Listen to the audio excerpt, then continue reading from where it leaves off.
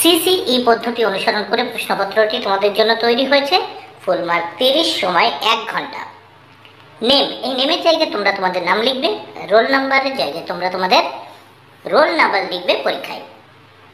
Name of the স্কুলের জায়গায় তোমরা তোমাদের স্কুল বা বিদ্যালয়ের নাম লিখবে। প্রাথমিক শিক্ষা পর্ষদের নির্দেশ অনুযায়ী নবপ্রবর্তিত পদ্ধতি অনুসরণ করে প্রশ্নপত্রটি তোমাদের জন্য তৈরি হয়েছে। প্রথমে দেখে নিই, right T for true and A for false statement in the given boxes। নিচে যে সমস্ত স্টেটমেন্ট বা বিবৃতিগুলো দেওয়া রয়েছে সেটি সঠিক হলে T এবং ভুল হলে F লিখবে এই পাশের বক্সগুলিতে। প্রথমে একের এতে দেখে নেব। দেখো, 4টি প্রশ্নের উত্তর করতে হবে 4 মার্ক, প্রত্যেকটি প্রশ্নের জন্য 1 মার্ক করে বরাদ্দ। একের A, Apu went to see a football match. Apu football match দেখতে গিয়েছিল, এটি ভুল, সে ফুটবল খেলা করতে গিয়েছিল। B, the Sundarbans is in the north of Bengal. Sundarban উত্তরবঙ্গে অবস্থিত, এটিও ভুল। C, Subal and Madal had a boat. Subal এবং মাদলের একটি নৌকা ছিল, ট্রু, সত্য। হি লাভড স্বদেশ ডিয়ারলি। সে স্বদেশকে ভালোবাসে খুব, তাহলে এটিও টি বা ট্রু। এবার নেক্সট আমরা দেখে নেব 2 দাগে। 2 দাগে কি বলেছে দেখে নেওয়া যাক। Match column A with column B. A স্তম্ভের সঙ্গে বি স্তম্ভ মেলাও, এর জন্য রয়েছে 4 মার্ক, প্রত্যেকটি প্রশ্নের জন্য 1 মার্ক করে বরাদ্দ। দেখো, এখানে আমাদের কি করতে হবে, লিঙ্গ পরিবর্তন করতে হবে, লিঙ্গান্তর করতে হবে। এতে আছে কিং হবে কুইন, রাজা রানী। বিতে আছে ফাদার মানে বাবা, উত্তর হবে মাদার মা। সিতে গুজ রাজহাঁস, দেখো গ্যান্ডার মানে রাজহংসী। ডিতে মেয়ার মানে পুরুষ ঘোড়া, আর এখানে ঘড়ি বা মেয়ে ঘোড়া হর্স, তাহলে মেয়ার হর্স। এবার আমরা দেখে নেব, দেখো হর্স মেয়ার বা মেয়ার হর্স। তাহলে আবার একবার বলি, king queen father mother goose gander mare horse. এবার নেক্সট আমরা দেখব 3 দাগে। 3 দাগে কি বলেছে দেখে নেওয়া যাক। Fill in the blanks with words from the text. শূন্যস্থানগুলো পূরণ করো। 4টি শূন্যস্থান পূরণ করতে হবে 4 মার্ক। দেখো, তোমাদের যে টেক্সট বা পাঠ্য বই, সেই পাঠ্য বই থেকে উপযুক্ত শব্দ চয়ন করে এই শূন্যস্থানগুলো তোমাদের পূরণ করতে হবে। 3-এর এ, বডেমিয়া ইজ এ স্ট্রেঞ্জ ক্রিয়েচার। বডেমিয়া ইজ এ স্ট্রেঞ্জ ক্রিয়েচার, শূন্যস্থানে হবে স্ট্রেঞ্জ। বডেমিয়া ছিল বা বড় মিয়া হলো অদ্ভুত একটা জীব বা ক্রিয়েচার বা জন্তু।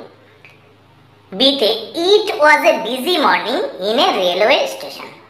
এটি ছিল একটি ব্যস্ত সকাল রেলওয়ে স্টেশনের, তাহলে এটি ছিল রেলওয়ে স্টেশনের একটি ব্যস্ত সকাল, বিজি মর্নিং শূন্যস্থানে। সিতে, the way of the hill was uneven. দেখো, পর্বত বা পাহাড়ের পথ ছিল অমসৃণ, আনইভেন, শূন্যস্থানে আনইভেন হবে। দিতে, I ambled down by the river bank. আমি নদীর তীর ধরে হাঁটছিলাম, তাহলে শূন্যস্থানে হবে ambled. I ambled down by the river bank. Next আমরা দেখে নেব এইবার এখানে কি বলেছে। 4-এ, underline the adjectives in the following sentences. এখানে যে সেন্টেন্সগুলো দেওয়া আছে, দেখো 4টে সেন্টেন্স আছে, এই সেন্টেন্সে একটি করে অ্যাডজেক্টিভ আছে, সেগুলো বাছাই করে লিখতে হবে। এর জন্য রয়েছে 4 মার্ক, প্রত্যেকটির জন্য 1 মার্ক করে বরাদ্দ আছে। প্রথম আমরা দেখব 4-এর A, the warm sun melted the snow. দেখো, উষ্ণ সূর্য মানে সূর্যের যে তাপ, তা কিন্তু মেল্টেড গলিয়ে দিয়েছিল স্নো বরফকে। সূর্যের তাপ বা উষ্ণ সূর্য বরফকে গলিয়ে দিয়েছিল। এখানে ওয়ার্ম হবে অ্যাডজেক্টিভ, তাহলে প্রথমে হচ্ছে ওয়ার্ম অ্যাডজেক্টিভ। বিতে, loud music May heart your years. Heart, দেখো উচ্চ মিউজিক মানে উচ্চ স্বরের যে গান বা মিউজিক, সেটা তোমার কানকে ক্ষতিগ্রস্ত করতে পারে, তাহলে লাউড এখানে হবে কি লাউড। লাউড হচ্ছে তোমার অ্যাডজেক্টিভ। সিতে, the little boy was lost in the fair. ছোট্ট ছেলেটি মেলাতে হারিয়ে গিয়েছিল। লিটিল হচ্ছে তোমার অ্যাডজেক্টিভ। ডিতে strong wind blew from the West. শক্তিশালী বাতাস বা জোরে বাতাস বইছিল পশ্চিম দিক থেকে। তাহলে স্ট্রং হচ্ছে তোমার এখানে অ্যাডজেক্টিভ। এবার আমরা এই প্রশ্নপত্রের নেক্সট পেজ দেখে নেব। নেক্সট পেজে কি বলেছে দেখে নেওয়া যাক। 5 দাগে fill in the blanks with the present continuous tense of the verb। দেখো এখানে এই ব্ল্যাঙ্কস বা শূন্যস্থানগুলো প্রেজেন্ট কন্টিনিউয়াস টেন্স দ্বারা কি করতে হবে, পূরণ করতে হবে। তাহলে পাসের এতে দেখি 4টি করতে হবে, এর জন্য 4 মার্ক, প্রত্যেকটির জন্য 1 মার্ক করে বরাদ্দ। Shamim is drawing a picture. Shamim একটি ছবি আঁকছিল। তাহলে শূন্যস্থানে কি হয়ে যাচ্ছে, ইজ ড্রয়িং। বিতে the boy is climbing a rock. ছেলেটি পাহাড়ে উঠছিল। ক্লাইম্বিং, ইজ ক্লাইম্বিং শূন্যস্থানে বসাবে। সিতে I am talking to my friend. আমি আমার বন্ধুর সঙ্গে কথা বলছিলাম।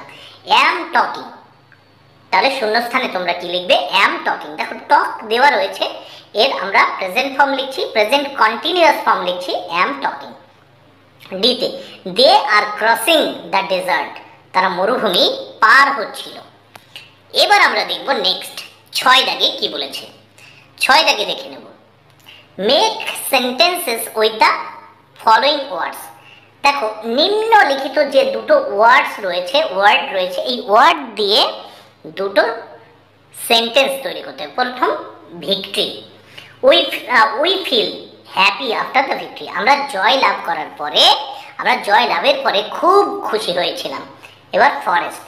Animals live in the forest. দেখো পশুরা জঙ্গলে বাস করে। নেক্সট আমরা দেখে নেব 7 দাগে। 7 দাগে কি বলেছে দেখে নেওয়া যায়। Answer the following questions. এখানে দেখো 4টি প্রশ্নের উত্তর করতে হবে, 8 মার্ক। প্রত্যেকটি প্রশ্নের জন্য 2 মার্ক করে বরাদ্দ। কি বলেছে 7-এর এতে, why did the continue to run. দেখো why did he continue to run. সে কেন দৌড়েই চলেছিল। উত্তর দেখো, he continue to run because he had a long way to go. কারণ দেখো সে দৌড়েই চলেছিল, এর কারণ তাকে অনেক পথ যেতে হবে। বিতে why did the tiger amble away. দেখো why did the tiger amble away. The tiger ambled away because the 2 brothers stood like statue। কারণ দেখো বাঘটি ধীরে বা শান্তভাবে আসছিল, because the 2 brothers stood like statue। কারণ সেই 2 ভাই কিন্তু মূর্তির মতো সেখানে দাঁড়িয়েছিল, স্ট্যাচুর মতো। দেখো সিতে who won the match for Apu's team. Who won the match for Apu's team.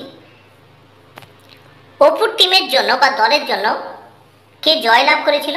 দেখো Apu won the match for his team. দেখো Apu won the match for his team, অপু তার দলের জন্য ম্যাচ জয়লাভ করেছিল। তারপর দেখো ডিতে which metro station did Jhinuk and the fairy enter. Jhinuk and the fairy enter the Esplanade metro station. তাহলে কোন স্টেশনে ঝিনুক এবং ফেয়ারি মানে সেই পরী প্রবেশ করেছিল।